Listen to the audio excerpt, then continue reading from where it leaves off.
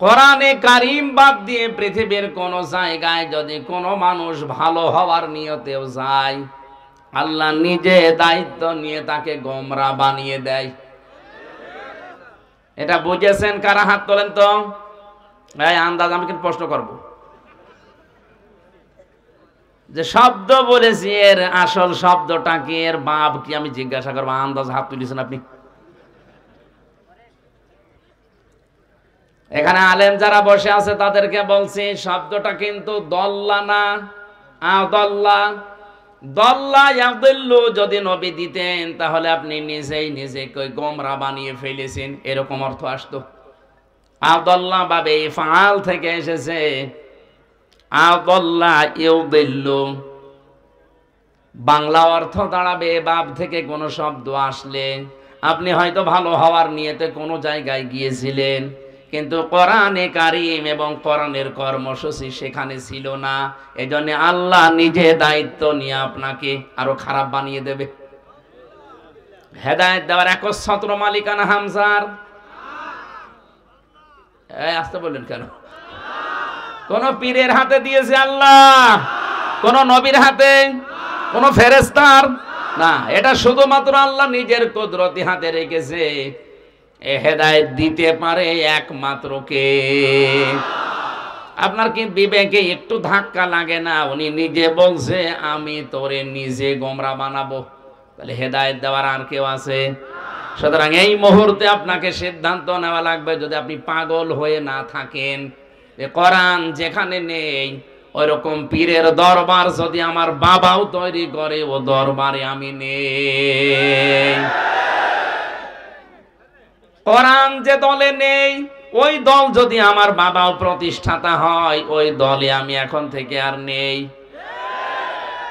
এবার আওয়াজ একটু কমে গেছে। এলাকার মানুষ তো চালাক আছে। সারা দেশের মানুষ যে বলে রংপুর বিভাগের মানুষ মফয়সী বর্গিজ, এ তো ঠিক না দেখছি। এলাকার মানুষ চালাক আছে।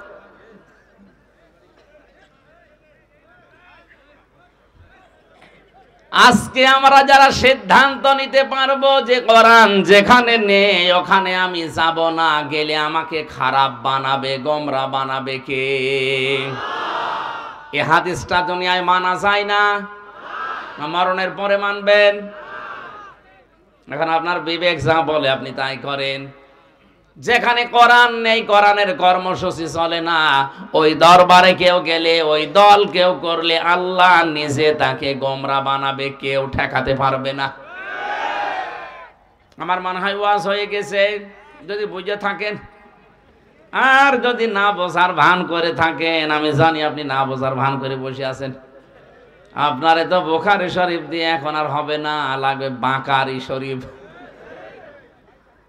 আল্লাহ তুমি বোঝার তৌফিক দাও আমাদেরকে, বলেন আমিন। আরে ভাই, আপনার যদি মন না থাকে, আমি কেন নবী এখানে ওয়াজ করলো, আপনার কিছুই হবে না। গিরিশচন্দ্র সেন বেটা হিন্দু মানুষ, ও কিন্তু কোরআন পড়েছে, শুনেছে, বুঝেছে, লিখেছে, কিন্তু মন ছিল না। এই জন্য আল্লাহ তারে হেদায়েত দেয়নি। ও মারা যাওয়ার পরে জানাজাও হয়নি, কবরও দেয়নি, পুড়িয়ে ফেলেছে। কথা বলেন না কেন? অথচ লোকটা আমাদের চাইতে কোরআন জীবনে পড়েছেও বেশি, বুঝেছেও বেশি, লিখেছেও বেশি, শুনেছেও বেশি। এখানে যত বড় বড় মাওলানা বলেন আর জেনারেল শিক্ষিত যাই বলেন, একটা লোককে জিজ্ঞাসা করেন পুরা কোরআনের প্রতিটি শব্দের অর্থ জানা আছে কিনা, কেউ পারবে না বলতে। আমারও মনে নেই, আমি পড়েছিলাম পুরাটাই আমার পড়া আছে, কিন্তু আমার এখন মনে নেই, আবার দেখা লাগবে। আমার সেই ক্লাস 5 থেকে শুরু করে মাস্টার্স পর্যন্ত এ পুরাটা এর উপরে চলছে। আমার অনার্স মাস্টার্স পর্যন্ত কোরআনের উপরে। কোরআনে কারীম আমি যেভাবে আয়ত্ত করেছি, এরপর আমি হাফেজি পড়া ছিল আমার। 3 বছর জেলখানায় থেকে প্রায় 175 বার কোরআন শরীফ শেষ করে ফেলেছি। এত আয়না মনে হয় আমার কাছে, তারপরও প্রতিটি শব্দের অর্থ আমার সব এখন মনে নেই। কয়েকটা বেঁধে গেলে আবার ডিকশনারি দেখা লাগে, শব্দ অর্থ মুখস্থ করা লাগে।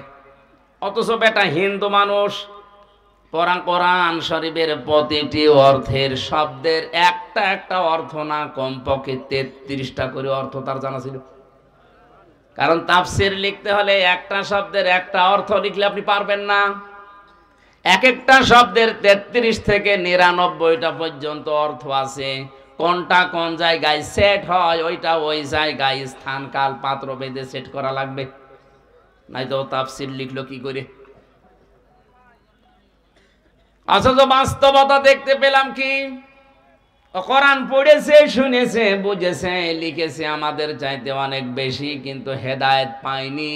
এই কারণে, কারণ ওর মন ছিল না হেদায়েত নেওয়ার। কথা বলেন না কেন?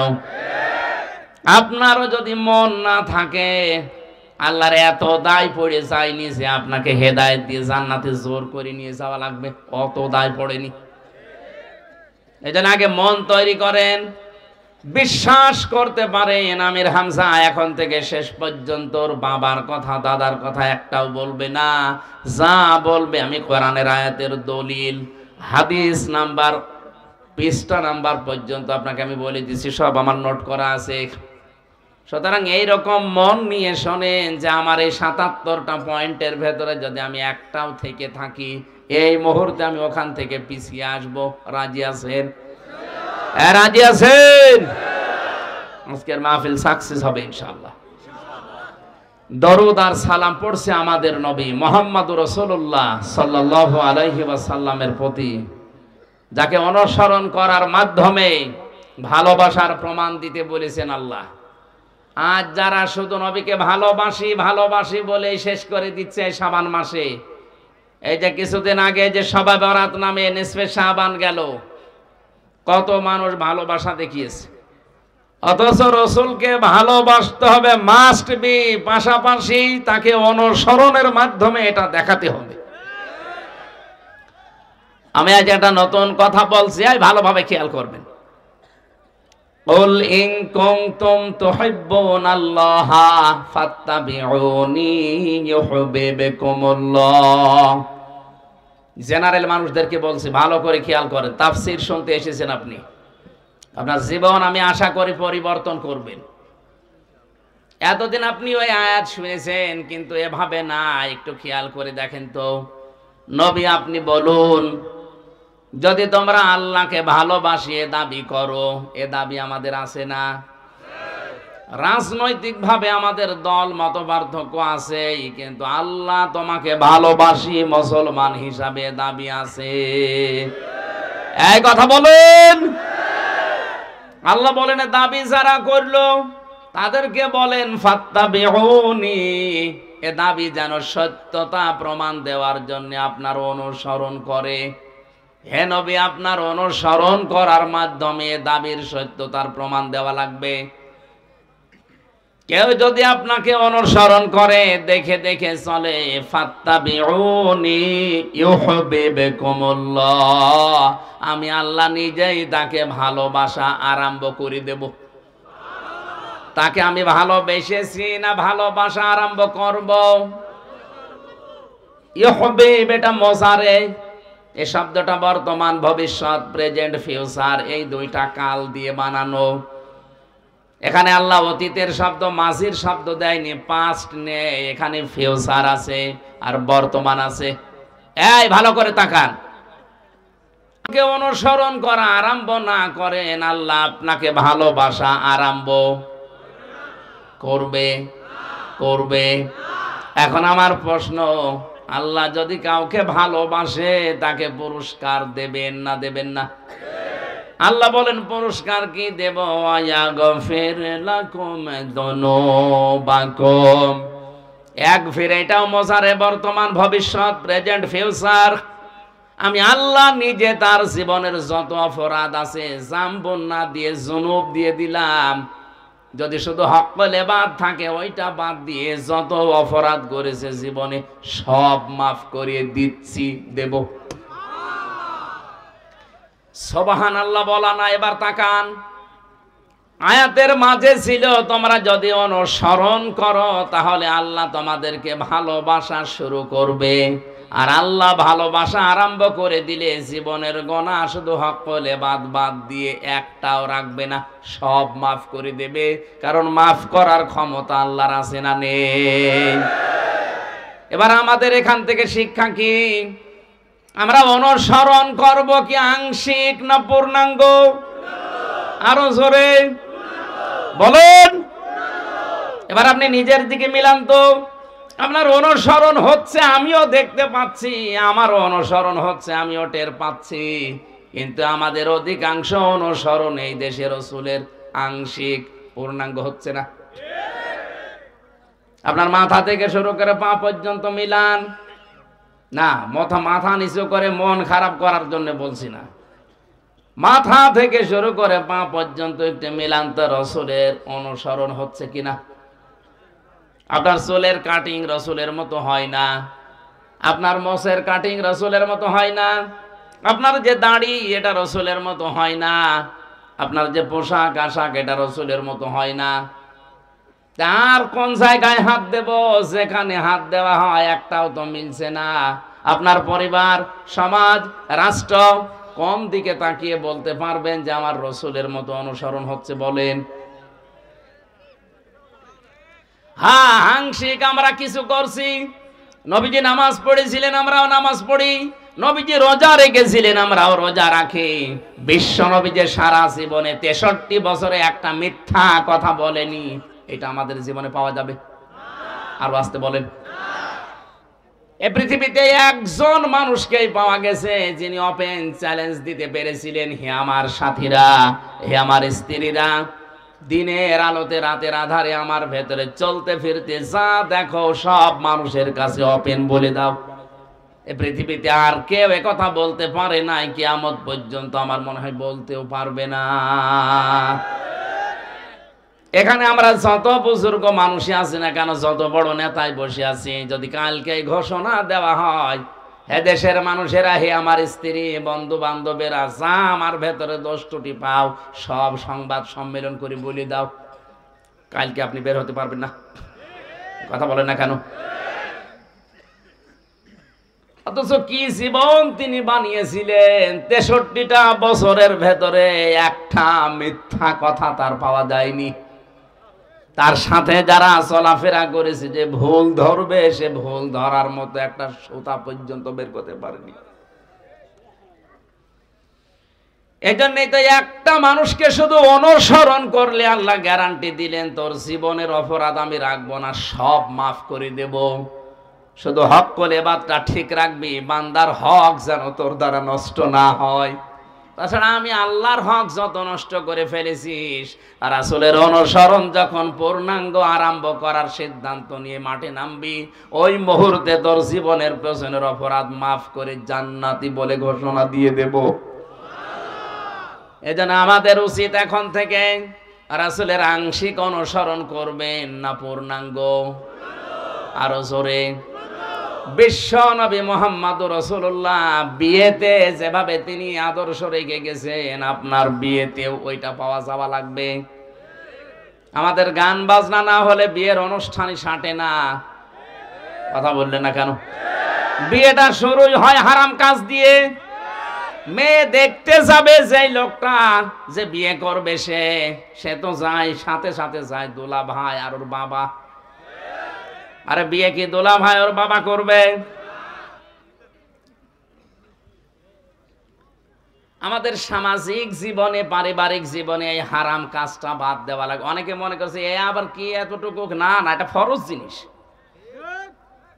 আপনার কি ওই মেয়েটা দেখা যায় যাচ্ছে, আপনি তো ওর বাবা, এই ছেলের বাবা, আপনি না জানি, আপনার যদি পছন্দ হয়, আপনি যদি বলেন ছেলে তুই থাক আমি দেখি, এমনি এমনি আল্লাহ বিধান দেয়নি। আল্লাহ জানে আমাদের মনের ভাব। এক কথা বলেন না কেন? আল্লাহ জানে না? হযরতে আদম নবীকে আল্লাহ যখন বানিয়ে জান্নাতের ভেতরে নিয়ামতে ভরপুর করে রাখলেন, কিন্তু তার ভালো লাগছিল না। আল্লাহ পাক মনের ভাব বুঝতে পেরে বাম পাজর থেকে একটা হাড় ঘুমের ভেতরে তুলে নিয়ে আর একটা মহিলাকে বানালেন, পৃথিবীর সর্বশ্রেষ্ঠ সুন্দরী হযরতে হাওয়া দাঁড় করিয়ে রেখেছেন। আদম নবী ঘুম থেকে উঠে দেখলেন এত সুন্দর মানুষ হতে পারে। তিনি তাকালেন, প্রথমে তাফসীরে ইবনে কাসির বলেন প্রথমে তাকিয়েছেন, এরপরে ধরতে গেছেন। আল্লাহ পাক বলেন আদম তাকানো যাবে না, ধরাও যাবে না। আদম নবী বলছে আল্লাহ তাকানো যাবে, ধরা যাবে, কি করলে সেটা বলেন। তাকানো যাবে, ধরাও যাবে, একটাই শুধু বৈধ পন্থা আছে, বিয়ে করা লাগবে। সুতরাং এখান থেকে বোঝা যায় বিয়ের আগে কোন মহিলার দিকে অন্য নজরে তাকানো জায়েজ নেই, ধরাও জায়েজ নেই, শুধুমাত্র 14 ফেব্রুয়ারির দিন বাদ দিয়ে। এদিন তো কোনো গুনাহ নেই। এই দিন অনেকে আল্লাহর নাম নিয়ে শুরু করছে যে আল্লাহ এই দিন আমরা পালন করছি। 14 ফেব্রুয়ারি বিশ্ব বেহায়া দিবস যারা পালন করেছেন, এটা কিন্তু ইংল্যান্ড থেকে নিয়ে এসেছে, খ্রিস্টানদের দেশ থেকে। যারা এটা পালন করেছেন মুসলমান দাবি করেও কিয়ামতের দিন আপনার হাসর হবে ওই খ্রিস্টানদের সাথে। মিথ্যা কথা বলবেন না। এখানে যারা পালন করেছেন একটু হাত তোলেন তো আল্লাহ থেকে। একজন শুধু, তা মুরব্বী মানুষ হাত তুলেছে, ওইটা ঠিক আছে। ওই যে 70 বছর বয়স হবে, ওনার জীবনেও যে এখনো প্রেম আছে তাও ভালো, করুক। যদি স্ত্রীর সাথে 14 ফেব্রুয়ারি পালন করে কোনো অসুবিধা নেই। এই এলাকায় মনে হয় এগুলো পৌঁছায়নি না। আল্লাহ রাব্বুল আলামিন ডাক দিয়ে বলে আদম বিয়ে করা যখন রাজি হয়ে গেলে এর জন্য মোহর দেওয়া লাগে। ওয়া আতুহুন্না উজুরহুন্না ফারিদা, দেন মোহরের টাকা স্ত্রী লোককে দেওয়া নফল না ফরজ? এটা নামাজের মতো ফরজ, ফরজ মনে করে দিয়ে দাও। উনি ডাক দিয়ে বলে রব্বুল আলামিন আমার কাছে তো এন্টি পকেট কিছুই নেই, আমি দেব কি? আল্লাহ পাক ওই সময় বলেছিলেন আদম আমার দোস্ত মুহাম্মদুর রাসূলুল্লাহর নামে 10 বার দরুদ পড়ো, ওইটাই তোমার দেন মোহর হিসাবে আমি মেনে নিলাম। দরুদ পড়ার পরে আল্লাহ ডাক দিয়েছেন কুলনা ইয়া আদম উসকুন আনতা ওয়া যাওজুকাল জান্নাতা ওয়া কুলা মিনহা রাগাদান হাইসু শি'তুমা ওয়া লা তাকরাবা হাদিহিশ শাজারাতা ফাতাকুনা মিনাজ জালিমিন। ভালো করে খেয়াল করবেন, আমি ওই আয়াত পড়েছি জন্মের পর থেকেই, কই এভাবে তো বুঝি না। দেখেন তো কি তথ্য আছে আয়াতে। আল্লাহ আদম নবীকে বললেন বিয়ে হয়ে গেছে, বউ নিয়ে বাবার বাড়ি চলে যাও। আদমের বাবার বাড়ি মানে আদমের বাড়ি জান্নাত। আদমের বাড়ি কি? আর আমাদের বাবার বাড়ির নাম কি? আল্লাহ পাক আমাদের বাবাকে বিয়ে করার পরে বললেন বউ নিয়ে চলে যাও বাড়িতে। তার মানে এটাই কোরআনের নিয়ম, বউ নিয়ে বিয়ে করে আপনার বাবার বাড়িতে আপনি যাবেন। আর এখন অনেকেই ঘর জামাই থেকে যাচ্ছে না, এলাকায় ঘর জামাই নেই। আপনি একটা আহাম্মক না, বিয়ে করে মেয়ে নিয়ে যাবেন আপনি নিজের বাবার বাড়ি, না নিজের শহর থেকে যাচ্ছেন। আল্লাহ পাক আয়াতে কিন্তু শব্দের দিকে খেয়াল করলে দেখবেন বলেন তোমার বউ নিয়ে তোমার বাড়ি যাও। শুধু বাড়ি যায় কি করবা? ওয়াকুলা মিনহা হাইসু শি'তুমা। এই খেয়াল করেন, আরবি গ্রামার যারা বোঝে এখানে শব্দ কিন্তু আংতা ওয়াকুলা আল্লাহ দেয়নি, একবারে ওয়াকুলা দিয়েছেন। আজ যারা নারী পক্ষ, নারী স্বাধীনতা আন্দোলন, নারী বিপ্লব পরিষদ, নারী মুক্তি পরিষদ নাম করে চিল্লাচ্ছেন যে কোরআন নারীদের অধিকার দেয়নি, আরে শয়তান ওয়াকুলা। আল্লাহ পাক পুরুষের দিকে ঝোঁকেন নাই, নারীর দিকেও ঝোঁকেন নাই, মাঝামাঝি থেকে বলেছেন ওয়াকুলা, দিয়ে বচন দিয়ে দিলাম। হে আদম, তোমার বাড়িতে যেখানে ইচ্ছা যাবে, যা ইচ্ছা খাবে, ঠিক আছে, কিন্তু তুমি যেই মানের খাবার খাবে, যেই মানের পোশাক পরবে, যেই মানের জায়গায় থাকবে, ওই রকম খাবার, ওই রকম পোশাক, ওই রকম মানের জায়গায় স্ত্রীকে রাখা লাগবে। আজ অন্যান্য ধর্মের লোকেরা চিল্লাচ্ছে ইসলাম কি দিয়েছে, কি দিয়েছে, আপনি টের পান? আপনি তো জানেনই না কি দিয়েছে। পৃথিবীর অন্য ধর্মগুলোর দিকে তাকালে আপনি দেখবেন মেয়েদের যে সমস্ত বিষয়গুলো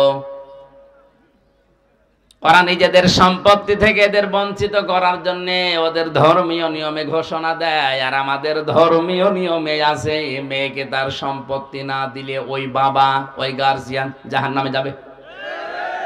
এত বড় কঠিন বাক্য পৃথিবীর অন্য কোন ধর্মে নেই। এখানে কত শরীক ফাঁকি দেওয়া মানুষ বসে আছে, অথচ হজ করে এসেছে। হজে যাওয়ার আগে ছেলের নামে ভালো ভালো জমিগুলো, সম্পদগুলো লিখে দেয়, আর মেয়ের মাথায় হাত দিয়ে বলে, মা তোর জন্য দোয়া করে দিলাম, যা। এটা একটা নির্ভেজাল শয়তান। ওনার হজ কবুল হয়ে বাংলাদেশে আসা দূরের কথা, জিদ্দার বিমানবন্দরও পৌঁছাবে না। যারা শরীক ফাঁকি দিয়েছেন তাদের বড় ক্ষতি হবে দুইটা। এখানে তাকান, সে মেয়ে হোক, ভাই হোক, বোন হোক, ফুফু হোক, যারা শরীক ফাঁকি দিয়েছেন, এমনকি জনগণ হোক, যারা শরীক ফাঁকি দিয়েছেন, শোনেন তিরমিজি শরীফ, দুইটা ক্ষতি হবে আপনার। এক নাম্বারে, আপনার যখন থেকে শরীক ফাঁকি দিয়ে ফেলেছেন ওই দিন থেকে মরণ পর্যন্ত জীবনের কোনো ইবাদত আপনার মাথার উপরে উঠবে না। দুই নাম্বারে, আপনি যখন মারা যাবেন ঈমান পাবেন না। নবীজি বলেন লোকটা বেঈমান হয়ে মারা যাবে। বলেন নাউযুবিল্লাহ। আমার মনে হয় এই হাদিসটা না বলাই ভালো ছিল, কারণ দিনাজপুরে এরকম দুই নাম্বার লোক নেই। শরীক ফাঁকি দেওয়া মানুষ যদি থাকেন, একটু দাঁড়িয়ে আমারে দেখান। এই ওয়াজ করা আমার মনে হয় ঠিক হয়নি, এসব আল্লাহর ওলি বসে আছে। দিনাজপুরবাসী আল্লাহ পাকের আয়াতের দিকে খেয়াল করেন। আমি কিন্তু তাফসীর আকারে কথা বলছি। আল্লাহ মেয়েদেরও ছেলেদেরও দুই পক্ষে না, যে মাঝামাঝি। এ আদম, শুধু নিজে মন মতো খাবে, নিজে মন মতো ঘুরবে না, হবে না। তুমি যেখানে যাবে, যেখানে খাবে, যেই মানের খাবার খাবে, যেই মানের পোশাক পরবে, ওই রকম মানের খাবার পোশাক স্ত্রীকে দেওয়া লাগবে। এটা নফল না, এটা ফরজ। শুধু এতটুকু আল্লাহ শেষ করেননি, ওয়ালা তাকরাবা হাযিহিস শাজারাতা, সাবধান, স্ত্রীকে নিয়ে ঘুরতেও বেড়ানো যাবে, কিন্তু ওই গাছটার কাছে যাবে না। এই গাছটা মানে আল্লাহর বর্ডার। গাছ মানে কি? এটা আল্লাহর নির্ধারিত সীমা, নিষিদ্ধ জায়গা। জান্নাতের ভেতরে একটাই শুধু বর্ডার ছিল, নিষিদ্ধ জায়গা ছিল। এই পৃথিবীতে আমার আল্লাহর প্রায় 500 বর্ডার আছে। কত? আরো জোরে বলেন। যারা ইমানদার দাবি করবে তারা যেন এই দুনিয়াতে এই 500 বর্ডারের ধারে কাছে না যায়। জান্নাতে একটা বর্ডার পার হয়ে গেলে আল্লাহ ঘোষণা দিয়েছিলেন, ওয়ালা তাকরাবা হাযিহিস শাজারাতা ফাতাকুনা মিনাজ জালিমিন। যদি এই গাছের কাছে যাও, বর্ডার সীমারেখা অতিক্রম করো, বর্ডার ক্রস করো, এই নিষিদ্ধ জায়গায় যাও, তাহলে দুইজনেই জালেম হয়ে যাবে। আয়াতের মূল শিক্ষা হচ্ছে স্ত্রীকে শুধু ঘরের ভেতরে বসিয়ে রাখবেন না, এইটা আয়াত বলে না। আয়াত বলেছে হাইসো সে তোমা, যাও, বেড়াতে যাও। স্ত্রীকে নিয়ে আপনি বেড়াতে যাবেন, অনুষ্ঠানে যাবেন, কিন্তু সাবধান, যেই স্থানে গেলে, যে অনুষ্ঠানে গেলে আপনার নিজেরও বর্ডার থাকে না, আপনার বড় বর্ডার থাকে না। বর্ডার মানে এখানে পর্দা, বর্ডার মানে আরো জোরে, জান্নাতের ভেতরে বর্ডার মানে গন্ধম গাছ। আর পৃথিবীতে আমাদের জন্য বর্ডার আছে যেহেতু 500, এর ভেতরে একটা বর্ডারের নাম পর্দা। আসতে বলেন। তাহলে এমন অনুষ্ঠানে যাওয়া যাবে না যেখানে গেলে নিজেরও পর্দা থাকে না, স্ত্রীরও পর্দা থাকে না। এরকম অনুষ্ঠানে যাওয়া জায়েজ নেই। যদি আল্লাহর বর্ডার ক্রস করে পর্দা লঙ্ঘন করে বেপর্দা হয়ে এভাবে যায় আর ওখানে আনন্দ ফুর্তি করে, বুঝতে হবে আল্লাহর ভাষায় দুইজনে জালেম হয়ে গেছে। এই হিসাবে বাংলাদেশে এখন জালেম কম না বেশি? আমি পারিবারিক জীবনের কথা বলছিলাম, যে মানুষ বিয়ে করবে তারে নাই দেখা যায় যাচ্ছে, আপনি দোলাবাই হিসাবে গিয়ে আপনিও দেখছেন, আপনার শ্বশুরও দেখতেছে, বলেন নাউজুবিল্লাহ। যে না, হারাম কাজ দিয়ে আমাদের শুরু হচ্ছে পরিবার, তে সন্তানাদিগুলো ভালো হবে কি দিয়ে? আশা করছি পারিবারিক জীবনে আমাদের এই আয়াতটা মেনে নেওয়া দরকার, অন্তত পর্দা যেন লঙ্ঘন না হয়। বেপর্দা পরিবারে মেয়ে বিয়ে দেওয়ার চাইতে মেয়েকে কেটে ভাসিয়ে দেওয়া ভালো, কারণ ওখানে গেলেও জাহান্নামের আগুনে পড়বে। এই কথা বলেন না কেন? আমরা পারিবারিক ভাবে যদি একটু সচেতন হই, দেখেন মুসলমানের দেশে পর্দারে পরিবেশ ফিরিয়ে আনেন। হ্যাঁ, অনেকে চেষ্টা চালাচ্ছে এ দেশে বেপর্দার লাইন খুলতে, কিন্তু আমরা এটা চাই? আরো জোরে বলেন চাই? আল্লাহ আমাদেরকে পর্দা মানার তৌফিক দিন, বলেন আমিন। রাসূলের অনুসরণ আমরা কি আংশিক চাই না পূর্ণাঙ্গ? আরো জোরে। আল্লাহ জীবনে পূর্ণাঙ্গ অনুসরণ করার তৌফিক দাও, বলেন আমিন। আমার তেলাওয়াত কিন্তু আয়াত সূরা বাকারার 190 নম্বর আয়াত, এখান থেকে আমি আরম্ভ করছি। জবান খুলে কোরআনের সোনালী আয়াত পড়েন। আউযু বিল্লাহি মিনাশ শাইতানির রাজিম। বিসমিল্লাহির রহমানির রহিম। না, আমি একটি বতা পাচ্ছি না। এই একটু একটু একটু এইদিকে আয়াতটা শেষ করি নাকি মোনাজাত করে দেব? 77 প্রকার, হয়তো সব বলা সম্ভব হবে কিনা জানি না, প্রায় 70টা পৃষ্ঠা লিখেছি। এত তো সম্ভব না, যে কয়টা পারি আমার শরীর এবং কণ্ঠ যত সাপোর্ট করে বলছি। বাকিটা গাড়ি থেকে বই আছে, বইয়ের ভেতরে আছে, এটা নিয়ে যাবেন, বউকে দেবেন আর বউ আপনাকে দেবে, দুইজন পড়াপড়ি করেন। সংসারে অন্তত আমার মনে হয় পরকীয়া প্রেম যাদের আছে এটা কেটে যাবে।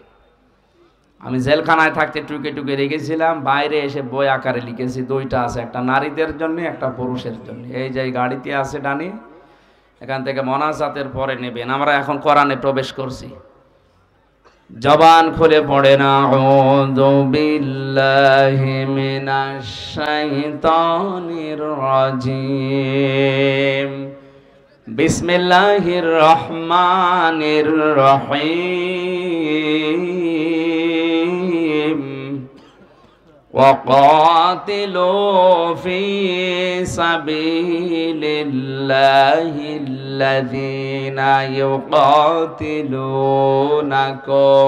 ولا تعتدوا إن الله لا يحب المعتدين।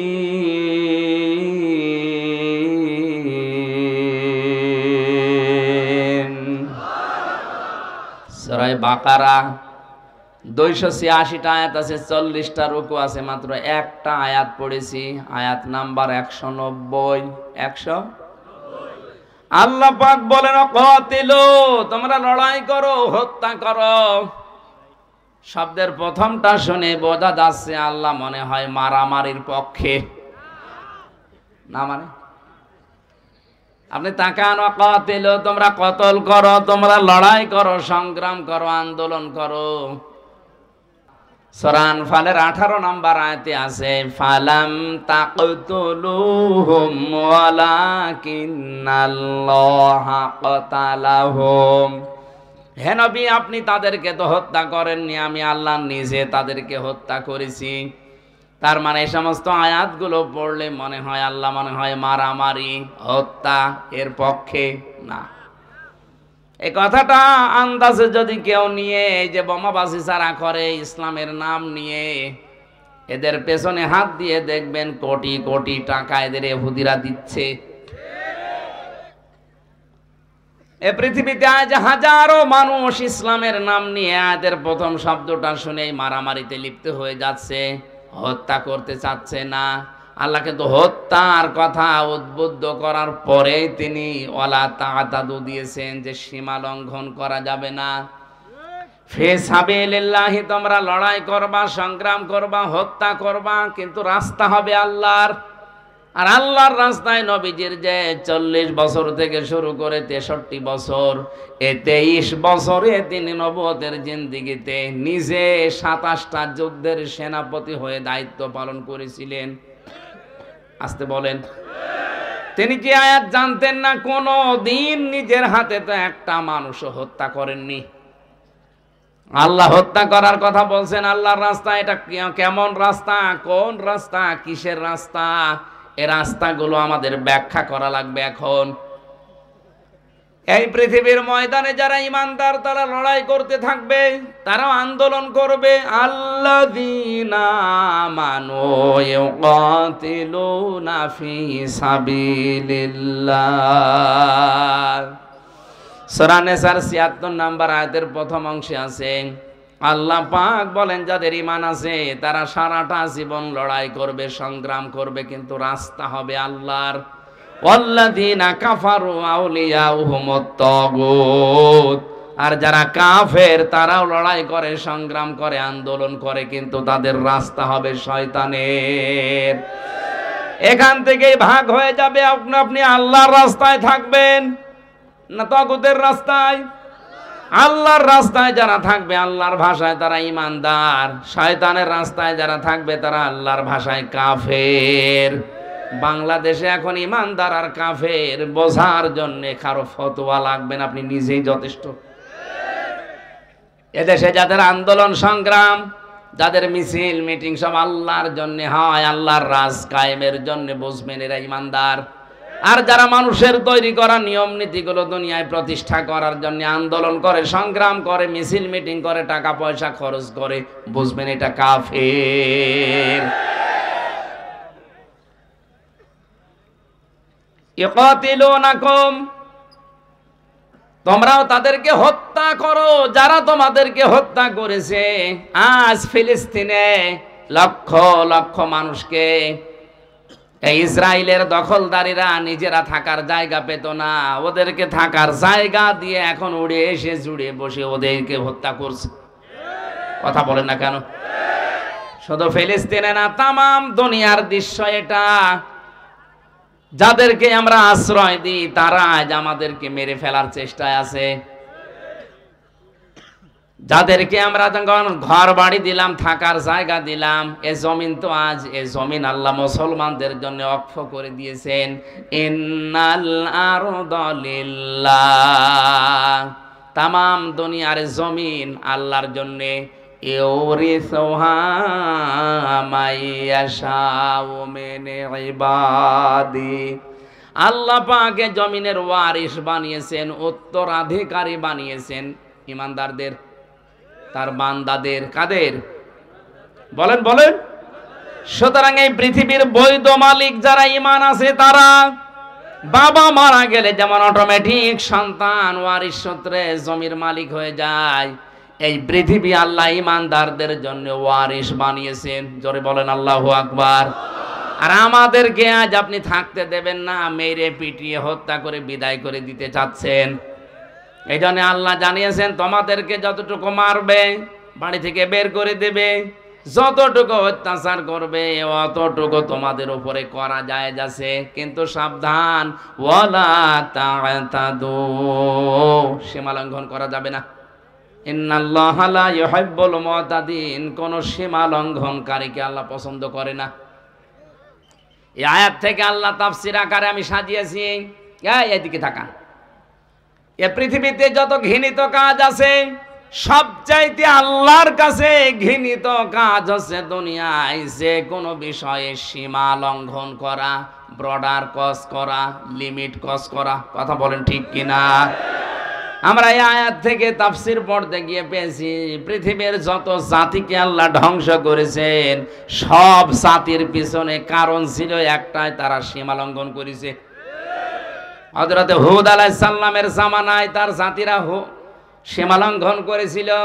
লূত নবীর জামানায় তারা সীমা লঙ্ঘন করে পুরুষে পুরুষে বিয়ে করা আরম্ভ করেছিল। এই যে লাওয়াতাত যেটা বলা হয়, যেটা ট্রান্সজেন্ডারের নামে অনেকে চালু করতে চাচ্ছে।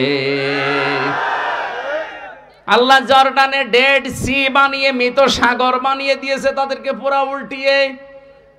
সালে নবী আলাইহিস সালামের জামানায় ওরা সীমা লঙ্ঘন করেছিল ওজনে কম বেশি করে, আর কারো মাল নিয়ে গেলে ছিনতাই করে নিত।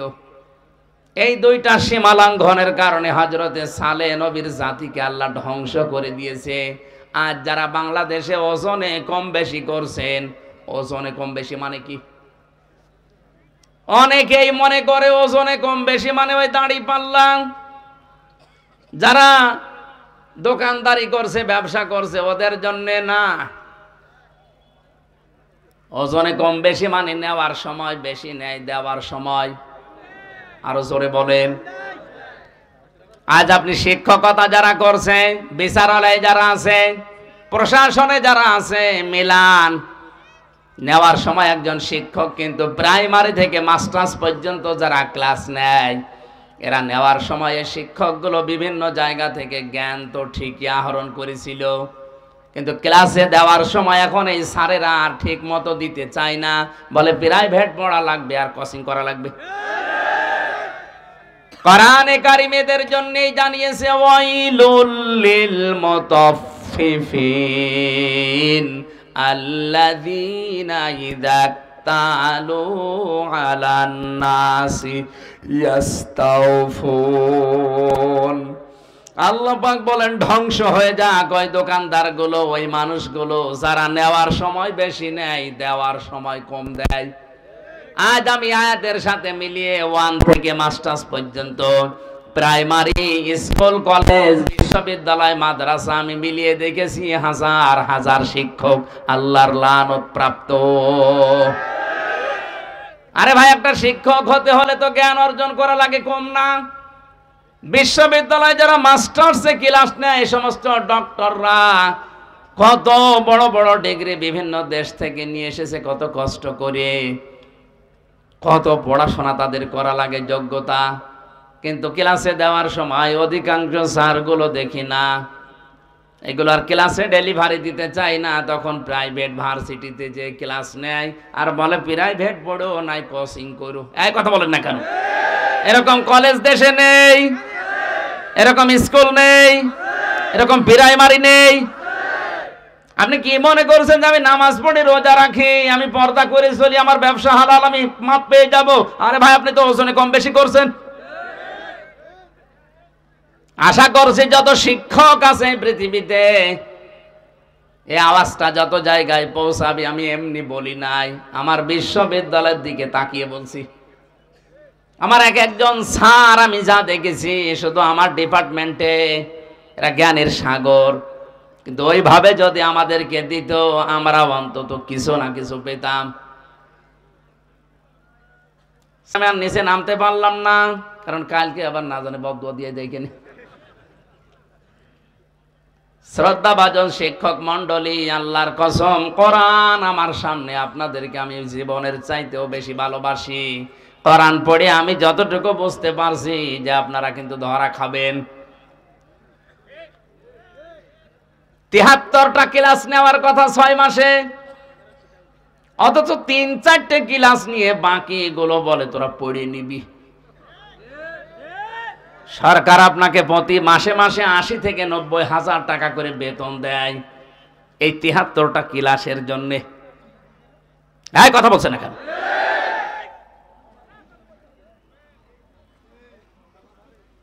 নাকি একটু বেশি হয়ে গেল?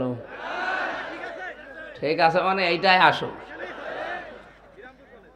আজ আমাদের কলেজে, স্কুলে, হাই স্কুলে, বিশ্ববিদ্যালয়ে, মাদ্রাসায় প্রাইভেট পড়ো, কোচিং করো। কেন?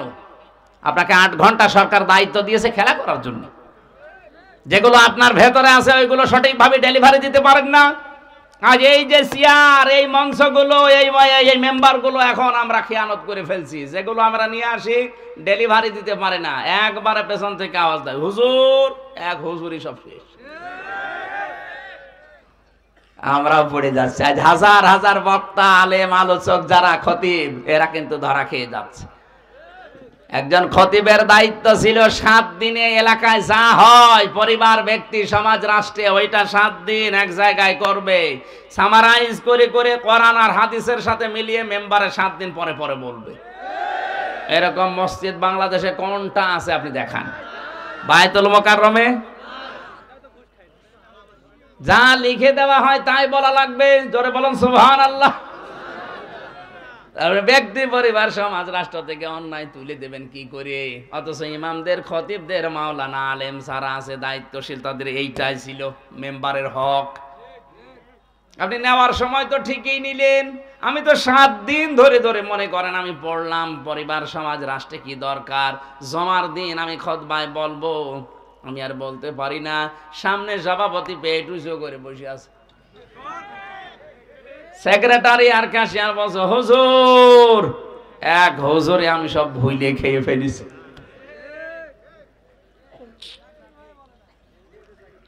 আমার ভাইরা, না হচ্ছে না। সালেহ নবী আলাইহিস সালামের জামানায় তারাই অবাধ্য হয়েছিল, সীমা লঙ্ঘন করেছিল। এই 2টা কাজে ওজনে কম বেশি করত আর ডাকাতি করত। এদেশে তো ডাকাত নেই। ডাকাত মানে যে পুকুর ডাকাতি করে, বন ডাকাতি করে, ব্যাংক ডাকাতি করে। আজ বিভিন্ন দেশে দেশে তারা স্ত্রীর নামে বেগম পাড়া বানায়। কথা বলেন ঠিক কিনা? আরে ভাই, বাইরের দেশে যারা বেগম পাড়া বানিয়েছে ওরা 2, 4, 5 টাকা চুরি করা লোক না, ওরা ডাকাত। কলমের খোসা দিয়ে 1 খোসাতে 2 সেকেন্ডে 20 কোটি টাকা যারা এরকম ঝেড়ে দিতে পারে তারাই বেগম পাড়া বানায়। আর আমাদের দেশে চুরির বিচার হয় মূল্য চোর, স্যান্ডেল চোর। আরে ভাই, একটা লোক স্যান্ডেল যদি 50 বছর চুরি করে, খুব বেশি হলেও নাই 10 লাখ টাকা স্যান্ডেল চুরি করতে পারে। 50 বছর একাধারে স্যান্ডেল চুরি করে কয় টাকা হয়? 10 লাখ।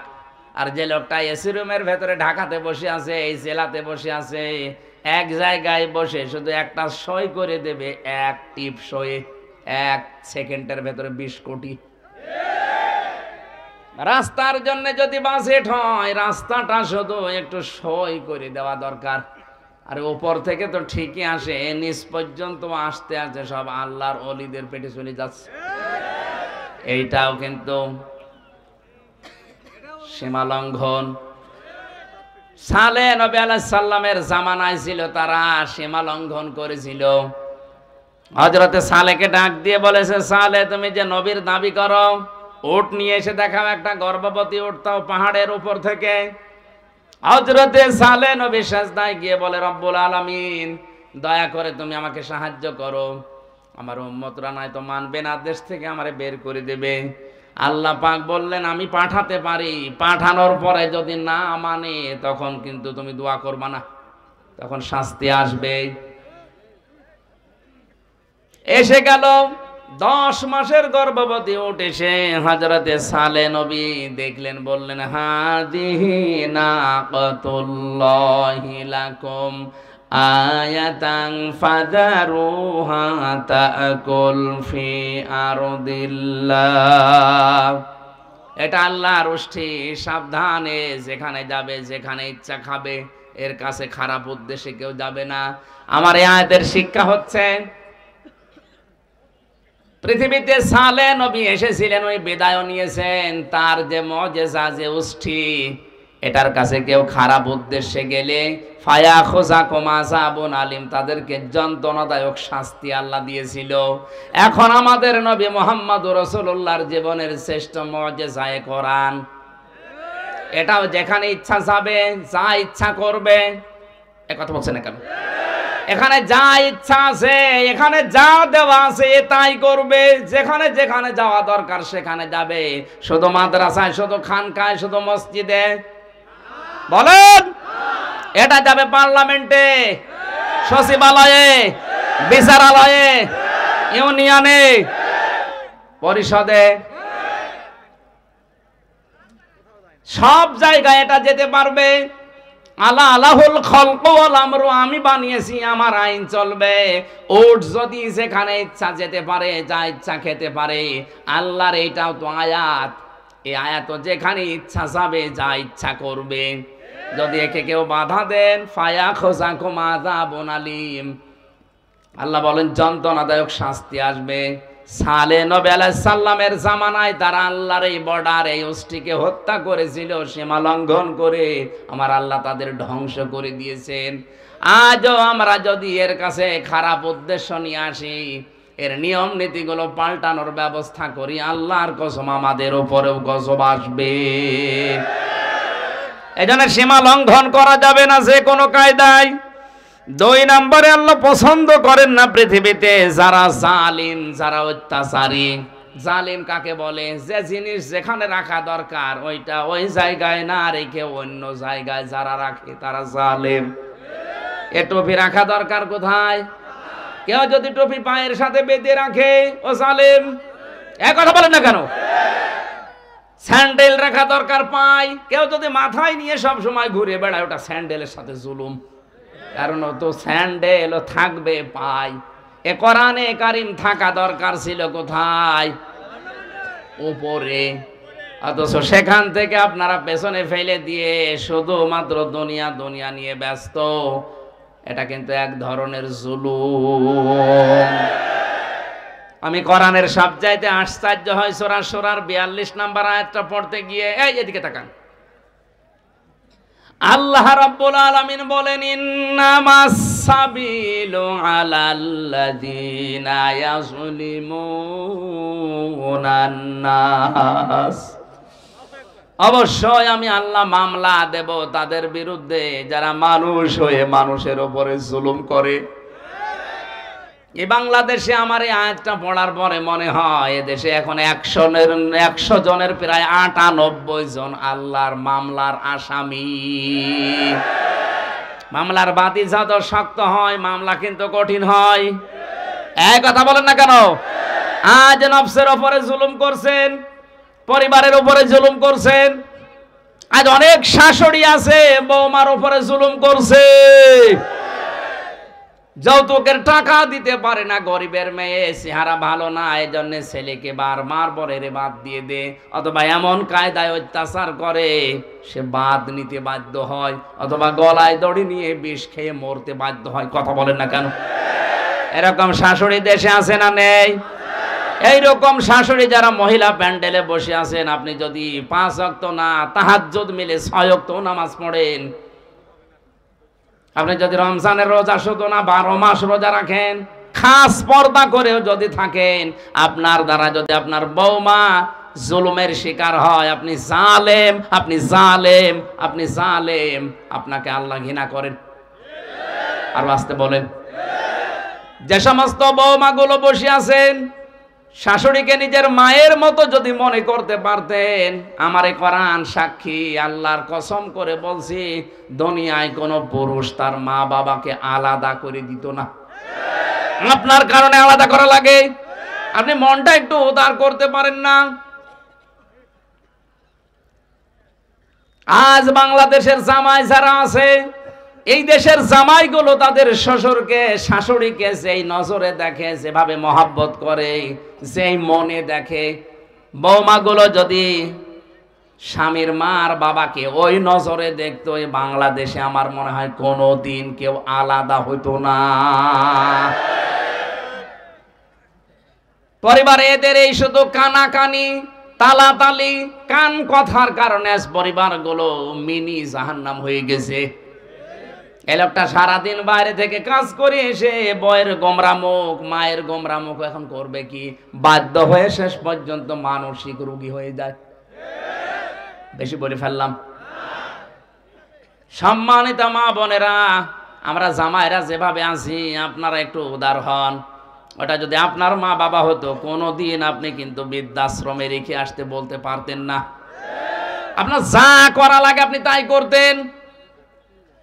এ লোকটা 25 বছর 30 বছর পর্যন্ত ওই মেয়েটা, ওই ছেলেটা এর পেছনে শ্রম দিয়ে এ পর্যন্ত বড় করে আপনার হাতে দিল, আর আপনি এখন 3 কথার কবুল বলে একেবারে সব দায়িত্ব নিয়ে নিয়েছেন।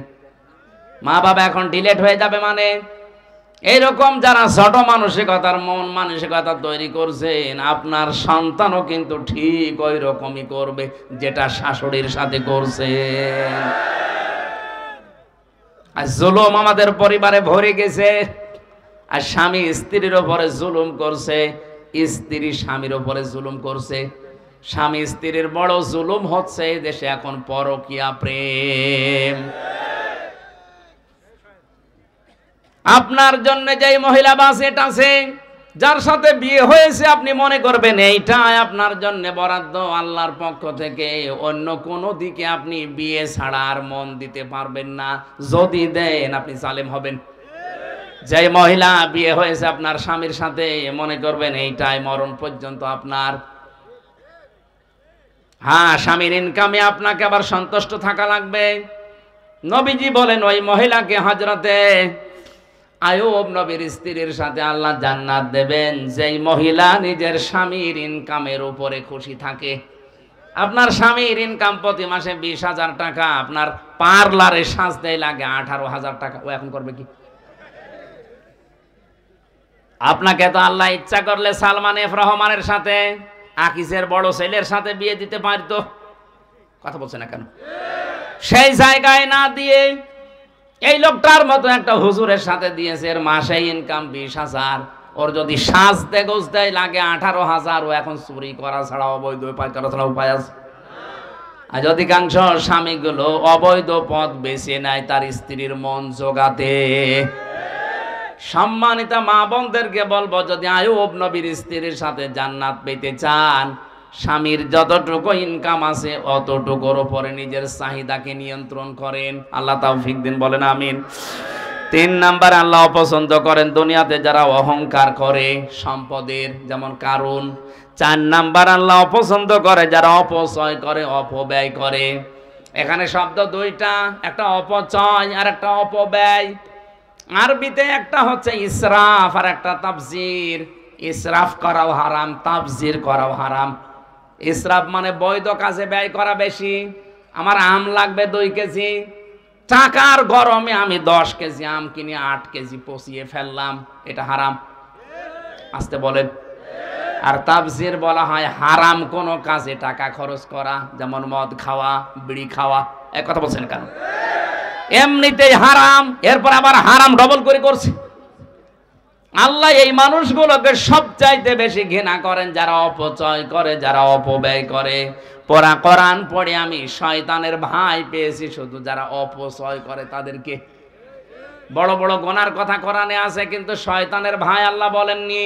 শয়তানের ভাই আল্লাহর দৃষ্টিতে তারা যারা এই দুনিয়ায় অপচয় করে। বলেন নাউজুবিল্লাহ। 5 নম্বরে মহান আল্লাহ বলেন যারা খেয়ানত করে, যারা পাপী। আমানতের খেয়ানতে দেশে এখন আছে না নেই?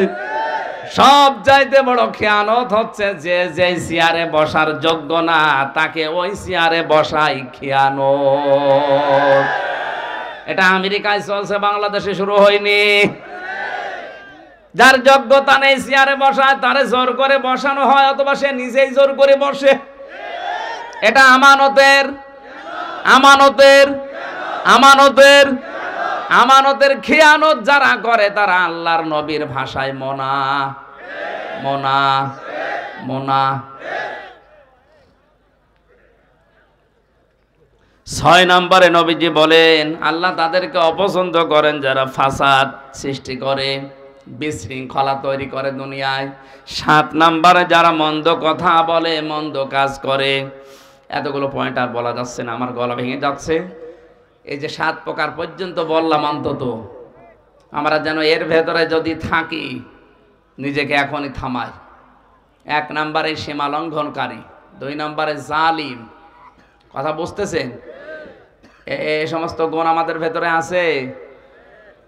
3 নম্বরে অহংকারী, 4 নম্বরে অপচয়কারী, অপব্যয়কারী, এরপরে খেয়ানতকারী, বিশৃঙ্খলা সৃষ্টিকারী, ভালো কথা না বলে মন্দ কথা বলে, গালিগালাজ করে, স্ট্যাটাস দেয়, এরম উল্টা পাল্টা। মানুষের ভেতরে বিভেদ তৈরি করার জন্য যারা চেষ্টা চালায়, মানুষের নামে যারা বানিয়ে বানিয়ে অপবাদ চালায়, অপবাদ দেয়, এই মানুষগুলোকে আল্লাহ সবচাইতে বেশি ঘৃণা করে। বুঝবেন যে এলাকায় মানুষের উপরে অপবাদ চাপানো হয় বেশি, যেই পরিবারে, যেই সমাজে, যেই রাষ্ট্রে ভালো মানুষকে কালার করার জন্য চেষ্টা করা হয়, ওই এলাকার মানুষের দোয়া কবুল করা আল্লাহ বন্ধ করে দেয়। আমাদের দোয়া আজ মাঠে মারা যাচ্ছে শুধু একটা কারণে, যে লোক যে কাজ করেনি তার নামে বানিয়ে বানিয়ে সেই দোষ দিয়ে আজ দুনিয়ার মানুষের সামনে তাকে আমরা কালার করার চেষ্টা করছি। এই দোষে দেশে এখন নেই, আর এটা সবচাইতে বেশি করছে দেশে কিছু নামধারী মুনাফিক আলেমরা। যে লোকটা যে এরকম কাজ করেনি, এই রকম দোষ তার উপরে চাপিয়ে তারা কি করে কালার করা যায় জাতির সামনে, সে তো মরেই গেছে, তারে নিয়ে এত নালাপালাপালি করার দরকার কি? আল্লাহ আমাদের হেফাজত করুন, আমিন। বারাকাল্লাহু লানা ওয়া লাকুম ফিল কোরআনিল আযীম। মোনাজাতের পরে অবশ্যই বইটা নিয়ে যান, কাজে লাগবে।